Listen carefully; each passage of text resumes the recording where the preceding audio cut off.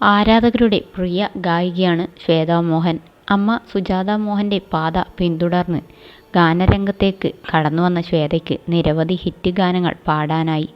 സുജാതയുടെ ഏക മകളാണ് ശ്വേത. ശ്വേത ശ്രേഷ്ഠ എന്ന മകളുടെ അമ്മയുമാണ്. അശ്വിൻ എന്നാണ് ശ്വേതാ മോഹൻ്റെ ഭർത്താവിൻ്റെ പേര്. പഠനകാലത്ത് അശ്വിൻ്റെ സഹോദരിയുടെ അടുത്ത സുഹൃത്തായിരുന്നു ശ്വേത. ഈ പരിചയമാണ് പിന്നീട് പ്രണയത്തിലേക്കും വിവാഹത്തിലേക്കും എത്തിയത്. അശ്വിനെക്കുറിച്ചും അമ്മ സുജാതയെക്കുറിച്ചും സംസാരിക്കുകയാണ് ശ്വേത ഇപ്പോൾ. ഭർത്താവ് തനിക്ക് ഏറ്റവും വലിയ പിന്തുണ നൽകുന്ന ആളാണെന്ന് ശ്വേത പറയുന്നു.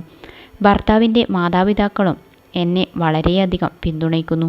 എല്ലാ പെൺകുട്ടികൾക്കും അവരുടെ ഭർത്താവിനെക്കുറിച്ചും വീട്ടുകാരെക്കുറിച്ചും ഇങ്ങനെ പറയാൻ സാധിക്കട്ടെ എന്ന് ഞാൻ ആഗ്രഹിക്കുന്നു. അങ്ങനെയെങ്കിൽ ലോകം വളരെയധികം പുരോഗമിക്കുമെന്നും ശ്വേതാ മോഹൻ ചൂണ്ടിക്കാട്ടി. അശ്വിൻ്റെ സഹോദരിയുമായി അടുത്ത സൗഹൃദം തനിക്കുണ്ടായിരുന്നെന്ന് ശ്വേത പറയുന്നു. പഠനകാലത്തുണ്ടായ ഒരു സംഭവത്തെക്കുറിച്ചും ശ്വേത സംസാരിച്ചു. ഒരു സംഗീത മത്സരം ഉണ്ടായിരുന്നു.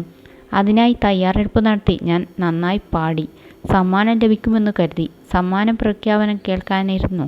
3ാം സമ്മാനം ഒരാൾക്ക് ലഭിച്ചു. എൻ്റെ കൂടെ ആരതിയും അന്നുണ്ട്. 1ാം സമ്മാനമോ 2ാം സമ്മാനമോ ഞങ്ങൾ ഉറപ്പിച്ചു. എന്നാൽ 2ാം സമ്മാനം ഒരാൾക്ക് ലഭിച്ചു.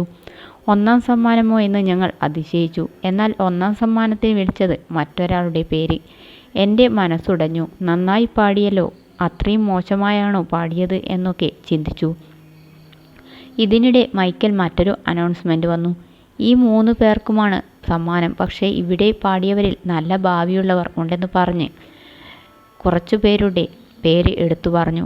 ആ ലിസ്റ്റിൽ പോലും ഞാനില്ല. മനസ്സുടഞ്ഞ് ഭൂമിക്ക് കീഴെ പാതാളത്തിൽ പോയി. എൻ്റെ സ്വപ്നങ്ങളെല്ലാം പോയി. പാട്ടൊന്നും വേണ്ടെന്ന് തോന്നി. വല്ലാതെ കരഞ്ഞു. എൻ്റെ കരച്ചിൽ കണ്ട് ആരതി നിന്നെ ഇങ്ങനെ വിട്ടുപോകില്ല, എൻ്റെ കൂടെ വീട്ടിലേക്ക് വാ, അവിടെ നല്ല ഗാർഡനുണ്ട്, റിലാക്സ് ചെയ്യാമെന്ന് പറഞ്ഞു.